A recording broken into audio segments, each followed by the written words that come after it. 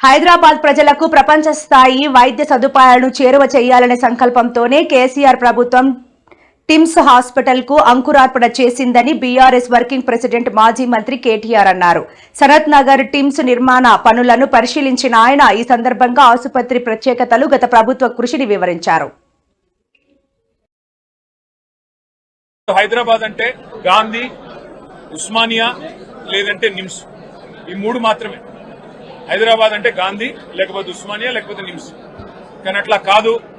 హైదరాబాద్ లోని ప్రజలకు కూడా బ్రహ్మాండమైన వైద్య సేవలు ఢిల్లీలోని ఎయిమ్స్ తరహాలో అందించాలి అనే లక్ష్యంతో కేసీఆర్ గారి నాయకత్వంలో హైదరాబాద్ మహానగరంలోనే 4 చోట్ల Telangana institute of medical sciences పేరిట ఒక బృహత్తరమైన యజ్ఞానికి ఆనాటి ప్రభుత్వం శ్రీకారం చుట్టడం జరిగింది.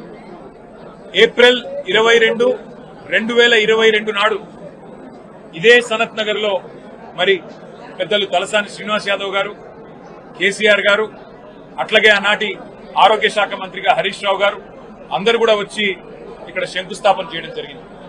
ఒక సనత్ నగర్ లోనే కాదు, హైదరాబాద్ చుట్టూ 4 దిక్కుల ఈస్ట్, వెస్ట్, నార్త్, సౌత్ 4 వైపులా ప్రజలకి మరి వైద్య సేవలు అందుబాటులో ఉండాలి అని చెప్పి టిమ్స్ అనే బ్రాండ్ కింద బ్రహ్మాండమైన ఈ కార్యక్రమానికి కేసీఆర్ గారు శ్రీకారం చుట్టినారు. 65 ఏళ్లు స్వాతంత్రం వచ్చిన తర్వాత 3 దవాఖానాలు హైదరాబాద్ లో, గాంధీ, నిమ్స్, ఉస్మానియా. కానీ కేసీఆర్ గారు కేవలం తన ప్రభుత్వం 9.5 ఏళ్లుంటే అందులో జిల్లాకు ఒక మెడికల్ కాలేజ్ కట్టారు.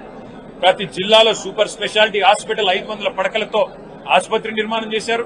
హైదరాబాద్ లో కూడా మరి